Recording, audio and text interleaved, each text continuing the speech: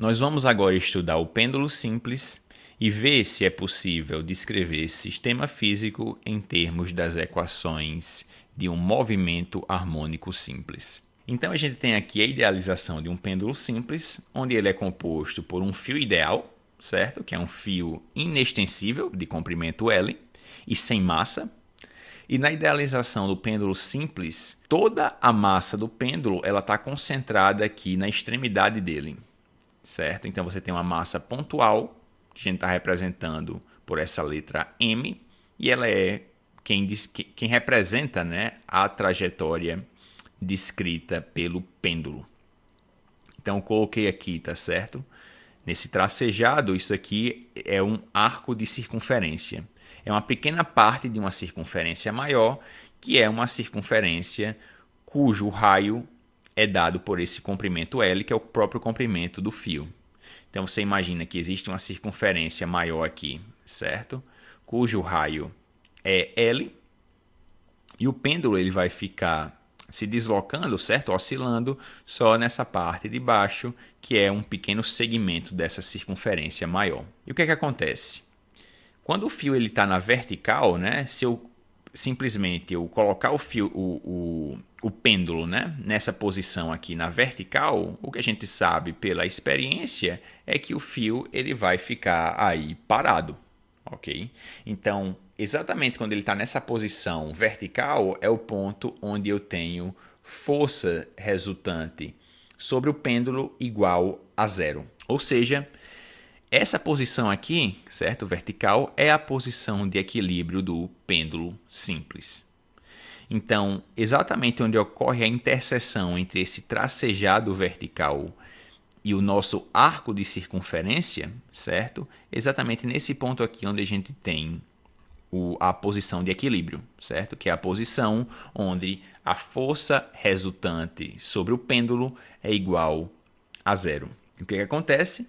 Você pode deslocar o pêndulo para a direita, ele vai se deslocar ao longo desse arco de circunferência num determinado comprimento, e esse comprimento de arco, certo? De circunferência, eu estou representando pela variável x, para a gente fazer uma analogia com o sistema massa-mola que a gente estudou anteriormente, onde eu estava representando esses deslocamentos exatamente pela variável x. Então, eu vou usar a mesma variável, muito embora arco de circunferência normalmente são representados por outras incógnitas. Normalmente se coloca como um S, né?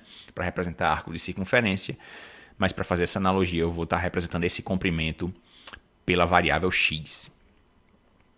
Então, deslocamentos para a direita são deslocamentos x positivo, deslocamentos para a esquerda são deslocamentos x negativo.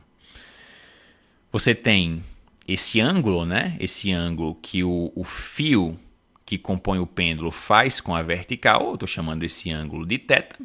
O comprimento do fio é L, e existe uma relação, tá certo? Entre o arco de circunferência, esse ângulo que é feito com a vertical, e o próprio comprimento do fio, que representa o que? O comprimento do fio, o raio dessa circunferência maior, né? A circunferência cuja a gente tirou esse pequeno arco, né? Aqui, que vai descrever essa trajetória do pêndulo aqui na parte de baixo. Então, essa relação é essa, tá certo? O arco de circunferência, que vai representar o nosso deslocamento com relação à posição de equilíbrio x, é dado pelo comprimento do pêndulo, né, do fio que compõe o pêndulo L, vezes esse deslocamento angular θ. Então, essa é uma equação que a gente pode tirar a princípio, tá certo? Para o nosso pêndulo simples. E o que é que eu vou fazer? Eu vou estudar, certo? Quais são as forças que atuam sobre esse pêndulo simples. Particularmente, a princípio, eu vou estudar nessa posição em que ele se encontra aqui nessa figura, tá certo? Eu poderia estudar em qualquer posição, mas eu quero ver o que é que acontece em uma situação em particular, né? Para aí poder generalizar o nosso problema. A gente sabe o quê, né? A gente sabe que se você coloca, né? Se você desloca o fio, né? Ou você desloca essa massa aqui em uma determinada distância x, essa massa vai tender a voltar para a posição de equilíbrio e vai oscilar exatamente com relação a essa posição de equilíbrio. Por que isso acontece? Isso acontece porque existe uma força restauradora que sempre vai fazer com que o pêndulo volte para a posição de equilíbrio. Então, nessa posição aqui em que ele está, o que é que eu preciso fazer? Né? Tem dois eixos que são mais interessantes para que eu possa analisar esse movimento do pêndulo, certo? O primeiro eixo é o eixo radial, certo? O eixo ao longo do fio que compõe o pêndulo. Por quê? Porque eu sei que não existe movimento ao longo desse eixo, certo? Então, a princípio, eu desenho um eixo radial para ver o que é que está acontecendo ao longo desse eixo, e o outro eixo interessante, que é o eixo que acontece o movimento, certo? É o eixo tangencial ao arco de circunferência, que é um eixo que faz 90 graus com o eixo radial, tá certo? Então, normalmente a gente fala, né, que a gente tem um eixo radial e um eixo tangencial. Então, ao longo do eixo radial, a princípio eu só tenho uma força atuando, que é a força de tensão do fio, e a força-peso atua verticalmente. Então, como eu vou analisar meu problema em termos desses dois eixos de coordenadas, tá certo? O eixo tangencial, a trajetória descrita pelo pêndulo, e o eixo radial, que é o eixo onde não existe movimento, então o que é que eu vou precisar fazer? Eu vou precisar pegar a minha força-peso, que ela é vertical, né? Tá posicionada verticalmente, e vou ter que decompor nesses eixos tangencial e radial, certo? Então, o que é que acontece?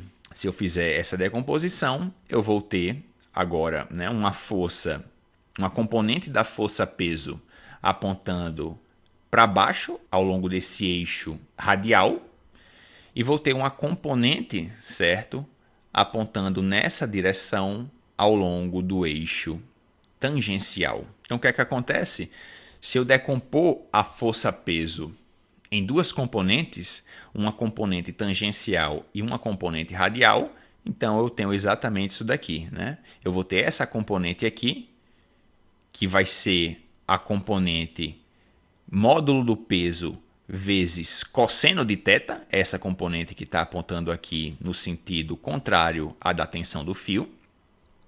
E vou ter uma outra componente, que é a componente tangencial, né? Essa componente tangencial vai ser módulo da força-peso vezes seno de θ, certo? Como o pêndulo ele vai oscilar com relação a essa posição de equilíbrio, precisa haver a existência de uma força restauradora que permita que eu tenha esses movimentos oscilatórios. E quem é essa força? Nesse caso, nesse ponto aqui onde essa massa está, é essa força aqui, que é essa componente tangencial da força-peso, certo? Que eu representei como Fθ. Fθ é exatamente o quê? Como ela está apontando, né, no sentido contrário ao deslocamento, certo? Ao deslocamento positivo, estou considerando que deslocamentos para a direita, né, são deslocamentos positivos, como a força ela está apontando no sentido contrário, tá certo? Então eu tenho um sinal negativo, né, para essa força tangencial. Então Fθ é menos o peso, que é dado por massa do pêndulo vezes a aceleração da gravidade, e essa daqui é a componente seno de θ, certo? Então a minha força restauradora ela vai ser dada por menos mg seno de θ.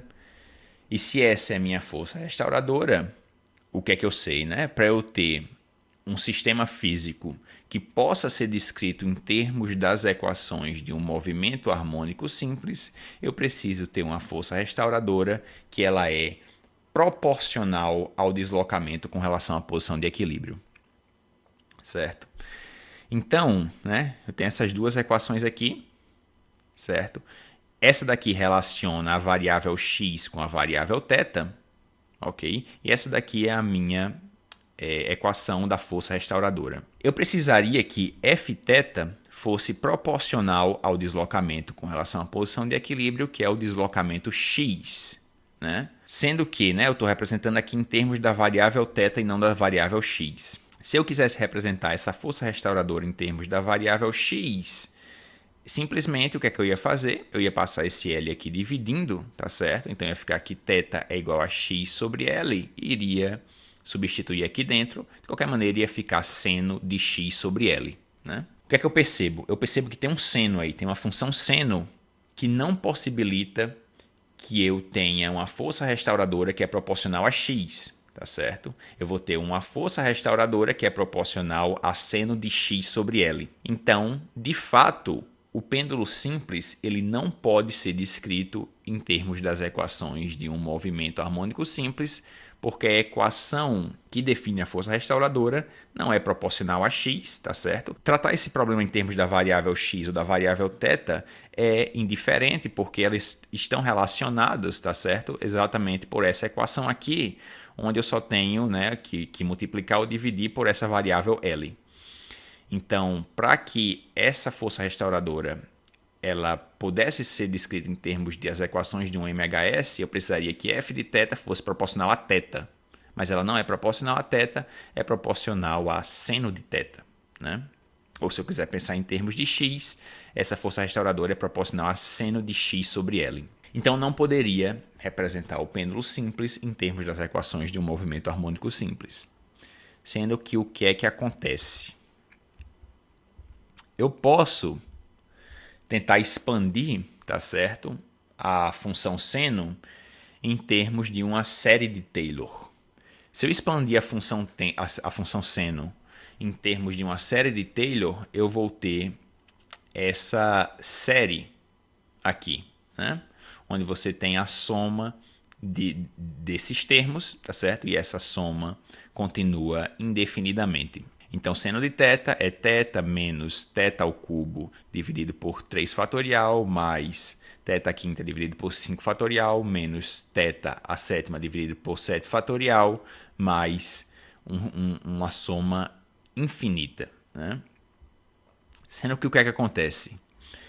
Se eu tiver um ângulo θ que ele é pequeno, certo? O que acontece é que esses termos, né, de θ elevado ao cubo, θ elevado à quinta, θ elevado à sétima, eles ficam cada vez mais insignificantes com relação a esse primeiro termo aqui, tá certo? Porque se eu tenho algo que ela é muito pequeno, se eu levar ao cubo vai ser menor ainda. Se eu levar a quinta, nem se fala. A sétima, pior ainda. Então, quanto menor o ângulo θ, mais irrelevantes esses termos de ordem superiores ficam. E o que é que eu posso fazer? Eu posso aproximar para pequenos ângulos, dizer que seno de θ ele pode ser representado simplesmente pelo próprio ângulo θ em radianos, tá certo? Quando o ângulo θ ele for muito menor do que 1 radiano, certo? Se lembra, quando eu faço essa representação de seno de θ e aproximo pela variável θ, eu não posso representar esse θ em termos de graus, tá certo? A representação tem que ser em radianos. Quando eu utilizar nas equações, eu tenho que utilizar em radianos.